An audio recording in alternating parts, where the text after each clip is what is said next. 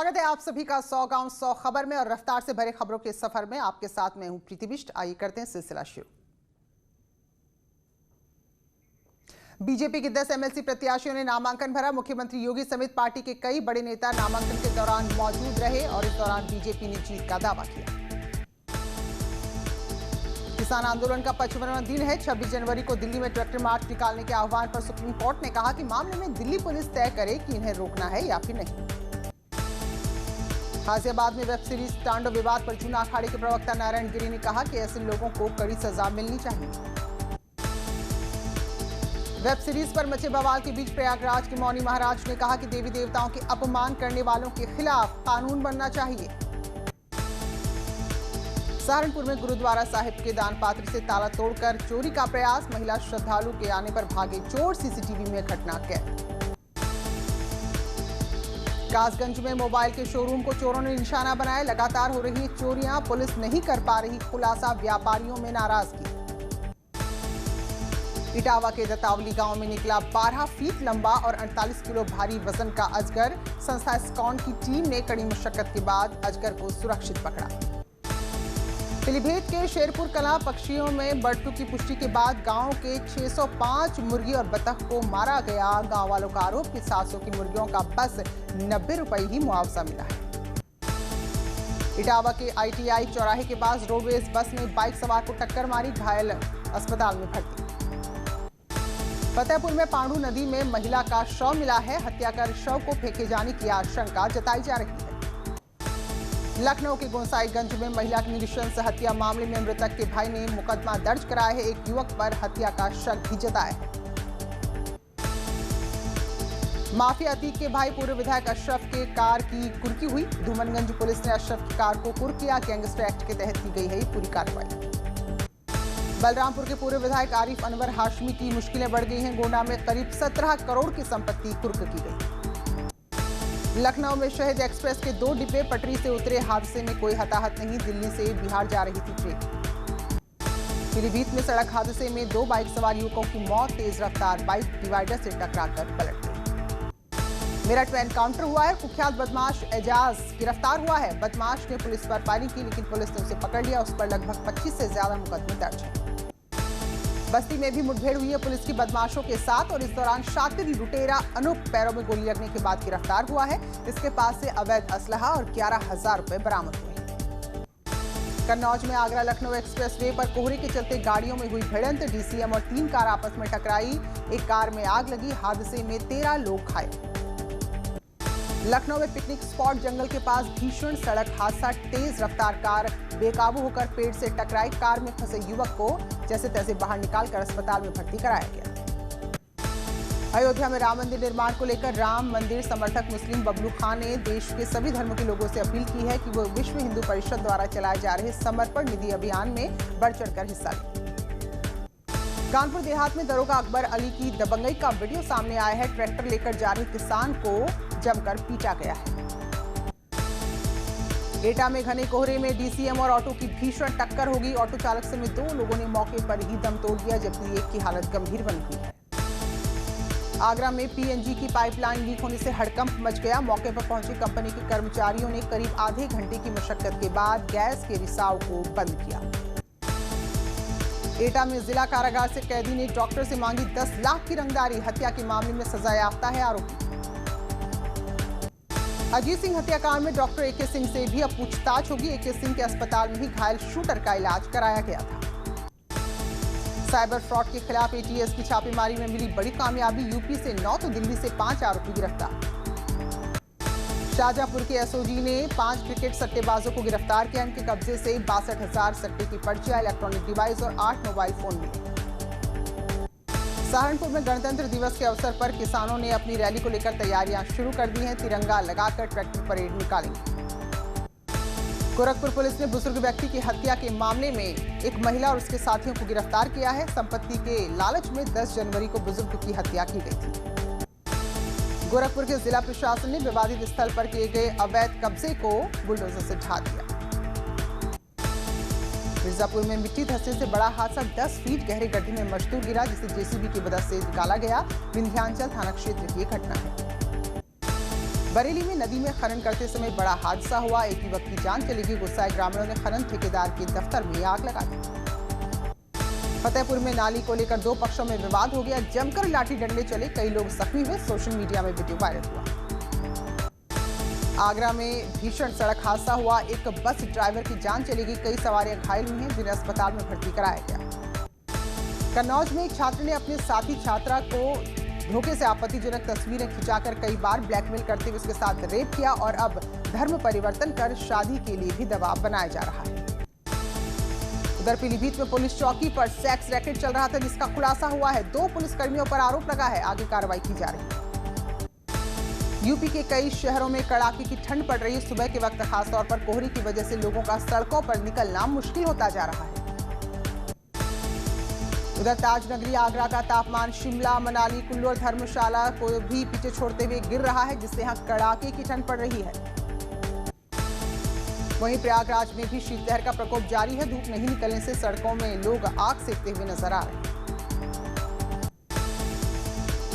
वहीं नोएडा की भी ऐसी ही तस्वीर है। विजिबिलिटी काफी कम होने की वजह से गाड़ियों की रफ्तार भी धीमी हो गई है। गोरखपुर में कड़ाके की ठंड से लोग परेशान हैं, अलाव का सहारा ले रहे हैं। आगरा में ठंड की वजह से लगातार हादसे भी हो रहे हैं और लोगों का कामकाज भी प्रभावित हो रहा है। और कान्हा की नगरी भी कोहरे की चादर से ढकी हुई नजर आई है और वो श्रद्धालु जो खासतौर पर यहां दर्शन पूजन के लिए आए हैं, ठंड ने उनकी परेशानी भी बढ़ा दी है।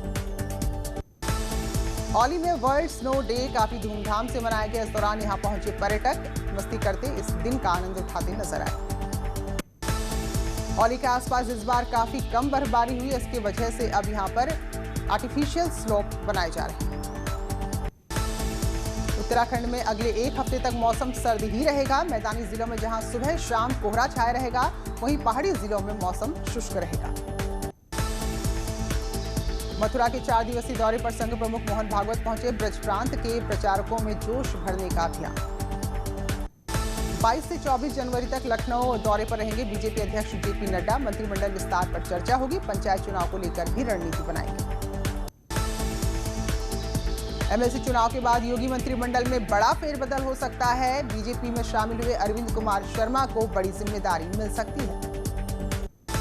मुख्यमंत्री योगी आदित्यनाथ ने झांसी के स्ट्रॉबेरी फेस्टिवल का वर्चुअली शुभारंभ किया। कहा, बुंदेलखंड के किसानों के लिए वरदान होगी स्ट्रॉबेरी की खेती। असलम रायनी ने श्रावस्ती में अखिलेश यादव से मुलाकात की। अपनी पार्टी का झंडा हटाकर होटल मिलने पहुंचे थे बीएसपी के विधायक। मंत्री सुरेश राणा के पिता की शोक सभा में शामिल हुए मुख्यमंत्री। शामली में पैतृक आवास पर जाकर श्रद्धांजलि। मुख्यमंत्री योगी से अरविंद कुमार शर्मा ने मुलाकात की। बीजेपी में शामिल होने के बाद ए.के. शर्मा मुख्यमंत्री आवास पर उनसे मिलने पहुंचे। उत्तराखंड का रुख करें तो डीएनए सैंपल देने के लिए आज भी द्वाराहाट से बीजेपी विधायक देहरादून कोर्ट नहीं पहुंचे। विधायक के वकील ने कोर्ट से फिर मोहलत मांगी है। यौन शोषण और ब्लैकमेलिंग का आरोप लगा है महेश नेगी पर। टिहरी के पोल्ट्री फार्म में संदिग्ध हालात में 150 मुर्गियों की मौत हो गई है। अब भी कई ऐसी मुर्गियां हैं जिनकी हालत बिगड़ी हुई है। बर्ड फ्लू की आशंका जताई जा रही है। उत्तराखंड के 34 सेंटर में आज भी कोविड का वैक्सीनेशन हो रहा है। हर सेंटर पर 100 लोगों का वैक्सीनेशन हो रहा है। हफ्ते में 4 दिन इसके लिए तय किए गए हैं। रुद्रप्रयाग में बद्रीनाथ मार्ग पर एनएच की घोर लापरवाही दिखी है। अलकनंदा नदी में पूरा मलबा डाला जा रहा है। इटावा में बाइक सवार युवक को तेज रफ्तार डंपर ने टक्कर मारी। हादसे में युवक की मौत। बिजनौर में एक भतीजे ने अपने चाचा की हत्या कर दी। अवैध संबंधों के चलते साथियों के साथ मिलकर घटना को अंजाम दिया। संभल में प्रेम प्रसंग के चलते बहू ने सास की हत्या कर दी। पुलिस ने आरोपी महिला समेत हत्या में शामिल 3 लोगों को गिरफ्तार किया। बिजनौर में बुजुर्ग दंपति की हत्या की घटना सामने आई है। दामाद पर हत्या का आरोप लगा है। बेटी भी इस दौरान गंभीर रूप से घायल हो गई। पीलीभीत में ट्रेन से कटकर एक युवक की मौत हो गई। मौके पर पुलिस पहुंची, शव को कब्जे में लिया गया। अंबेडकर नगर में मोरों की मौत से हड़कंप मचा है। डॉक्टर की टीम यहां पर पहुंची। फिलहाल सैंपल जांच के लिए भेजे गए। मिर्जापुर के एक बुजुर्ग हैं जो 15 साल से खुद को जिंदा साबित करने के लिए अधिकारियों के चक्कर काट रहे हैं। दरअसल इनकी संपत्ति, इनकी जमीन हड़पने के लिए इन्हें कागजों में मृत घोषित करार दिया गया। सोनभद्र प्रशासन की सराहनीय पहल, 2000 गरीब लोगों को बांटे कंबल, स्कूली बच्चों को भी जरूरत का सामान वितरित किया। महोबा में गरीबों को भोजन मुहैया कराने वाले भारतीय रोटी बैंक ने वार्षिकोत्सव बनाया और इस दौरान भी जो लोग सुविधा संपन्न नहीं है उनको तमाम जरूरत का सामान दिया गया। इटावा में पर्यावरण संरक्षण का संदेश देते हुए डीएम और समाजसेवियों ने मिलकर स्वच्छता अभियान चलाया। हाथरस में मुठभेड़ के दौरान 25,000 का इनामी गिरफ्तार, कब्जे से तमंचा और एक चोरी की मोटरसाइकिल बरामद। कासगंज में सट्टेबाजों के हौसले बुलंद, खुलेआम चल रहे सट्टे का कारोबार, अपर पुलिस अधीक्षक ने कार्रवाई का भरोसा दिलाया।